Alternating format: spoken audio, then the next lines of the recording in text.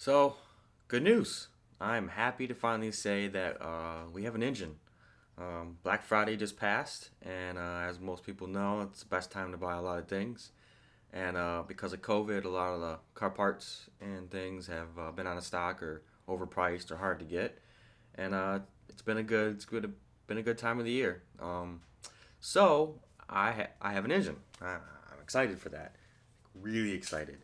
I was gonna wait another year or so before I actually purchase this package of everything I need to get the car up and running, but I was able to work some things out, and here we are. So to get to it right away, we're going to go with an IEG 900 long block. That is their second to highest rated long block that they have. It's a 900 crank horsepower, brake horsepower engine or long block. It's probably 700 800 horsepower is what's capable of comfortably. I don't know if I'll ever really get to that or if I'll be at that number. Maybe someday, but for now, we'll sit comfortably below that and have an engine that's I don't have to worry about. So I'll post a list of stuff somewhere over here about what we purchased. And as things come in, we'll talk about that. But for the turbo, I'm going with the FP Red. FP Black was it wasn't what I wanted as far as the size. I heard there were some fitment issues with it, and I just didn't want to go that big as far as um, power wise, at least for now. Now, yes, I know technically people say you're wasting money. Why don't you just buy the bigger turbo, get what you need? But I want to be conservative now for what I'm doing.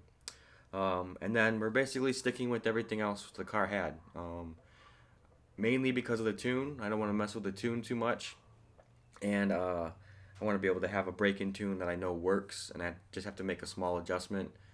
So injector, all that stuff.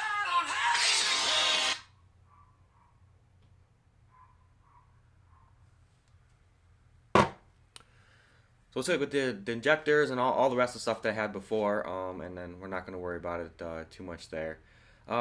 So let me show you a few of the things that we do have. So like I said, parts are still coming in, so I just wanted to show you the few things that I have for now.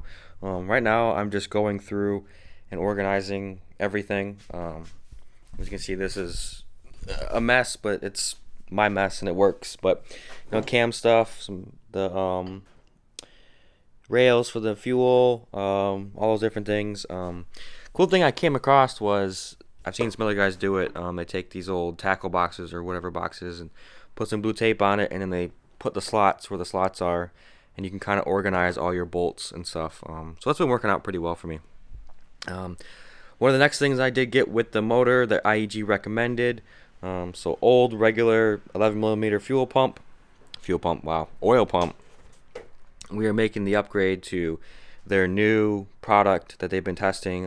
This is the stage 2 oil pump, still 11 millimeter, but this inside part here has been bored out or ported out, and there's been some internal changes along with both sides being. So you can see the passages are much bigger. So they say it flows 30% better, and obviously it's IEG and they recommended it, so we went with it. New bolts, all the happy goodiness there. The next good thing that we ordered is the Killer Bee full oil setup. So you got the street-based windage tray. You got the amazing piece of awesomeness here. This is their oil pan. I went with Killer Bee. Let me hold it right. Mainly because they were the original ones that first started doing the oil pans, so they have a little bit more, as far as I can say, like actual usage. IEG uses their new engine on a stand to test everything. Now that's good. I'm not saying that's bad at all. There's nothing wrong with that, but Killer Bee has just been doing it for a while. But mainly I went for this because of these two ports here. The way that they're accessed, I didn't want IEG's straight down port that came out the bottom. I wanted it from the side in case I wanted to feed something into it or whatever. But I can put a temperature sensor plus the drain plug there and whatnot. And when you look inside, you can pretty much see it's going to drain just fine if I lift up one side of the vehicle. But again, either one works fine. I'm sure either one is perfect. I just went with Killer Bee because of the price. Um, Plus, we have some rear sway bar stuff down here. I'm putting a new aftermarket sway bar in, so I bought the whole process there for that, and of course their high flow pickup. So that's there. Oh, and for this, so I really haven't done much when it comes to the building of engines, so I'm still kind of deciding or learning or experiencing what products work and what products don't. Seems to be the consensus that anything Permatex Ultra series is pretty good. I know they have a new series out. I forgot what it's called, Cosmos or something like that. Starts with a C. That's supposedly better, but this was just a much better price versus the other one. I did look for the Subaru Tree Bond or Three Bond or whatever that stuff's called, and it was just super expensive. And I heard this works just as fine. I went with the black mainly because of the real high oil resistance that it has. Um, so well, yeah, we'll stick with this stuff, and hopefully that works out. Rest of the parts, I'm just cleaning through. I will reuse everything when it comes to the timing side. The timing only had 30,000 miles or so on it, and never experienced any issues there. I will probably replace this thermostat though, maybe to a lower one because of Florida.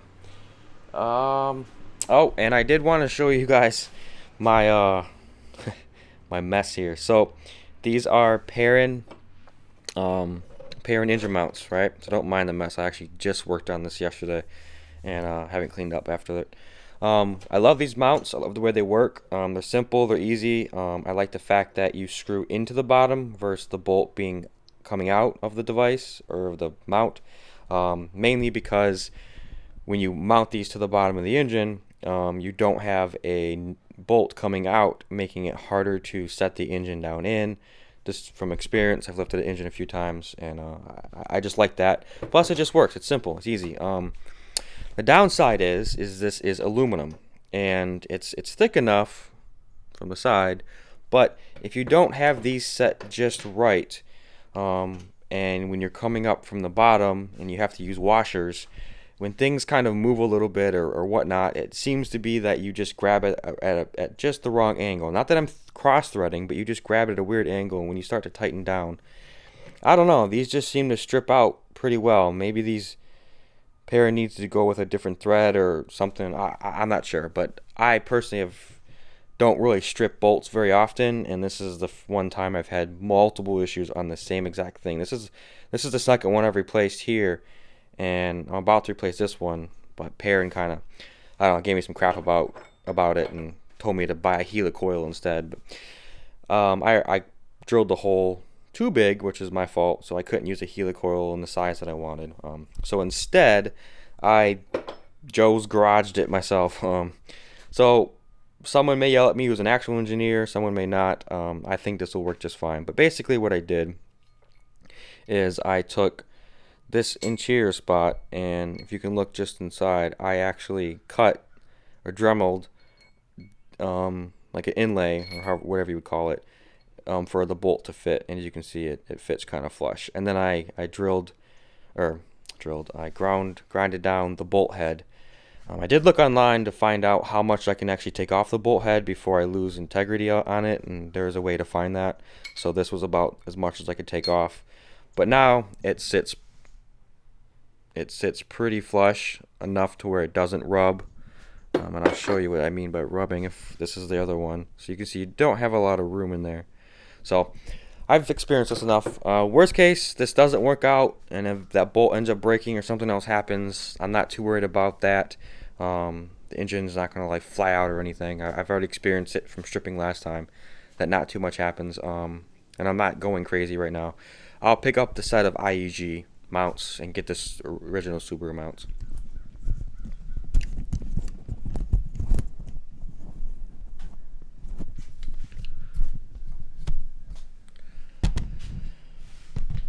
So hopefully that covers most of the things from there. Hopefully I didn't talk too fast. I'm just kind of excited about it. I've kind of made this video a few times, and I'm just excited. So the IEG blocks will take about, they said 6 to 8 weeks, and I'm expecting maybe longer just because of COVID, maybe. Definitely because of Black Friday. I mean, I'm sure the dude told me they already had 20 engines ordered before I ordered mine. So I don't know exactly where I sit in that queue. I would think they would pre-make some, maybe. I know they're gonna have people with custom orders and stuff, but they would pre-make majority of the parts they could. So I would assume they would prepare for Black Friday. It's their only time they ever do any sales. So I would assume. So 6 to 8 weeks from there, I'll be getting a few small parts in here and there, nothing crazy, turbo and whatnot. Like I said, most of the stuff we're sticking with stock. I'm gonna button up the car. I'm gonna get everything ready for it, get the wiring I can set up, and then when the engine comes in, we'll start back up with the going through the process. Want to kind of document everything. If there's any information people think I might need, post it up. Let me know in the comments or so, or message me. Like I said, I'm comfortable in doing this. It's just the internal side is what I wasn't that comfortable with. So if there's anybody who can throw me some tips here and there, I won't say no to that.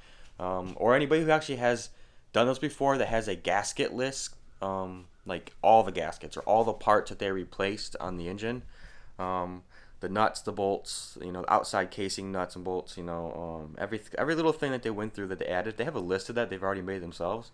I wouldn't mind taking that and going over it.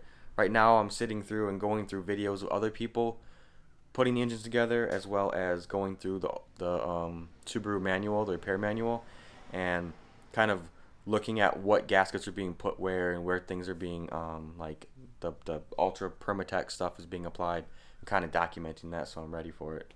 That's just me. I like to go crazy with it. So yeah. Oh, and what timing belt should I go with? I guess that's my big question. I'm thinking about getting away from obviously the OEM timing belt. The rest of the stuff I'm not too worried about. But if anybody has a suggestion on a timing belt, we have HKS does one. I think Tomy does one. I know Roger Clark Motorsports, they do another timing belt. Gates, I've kind of heard is fine, but I guess recently, or a couple of years recently, that their products have kind of been not so great. Although they have a timing belt that's better. So I mean, if someone has a suggestion on what they think for my 500-600 horsepower goal for now, that'd be great. So I'll keep you guys updated as things come in, and we'll talk later. Take care.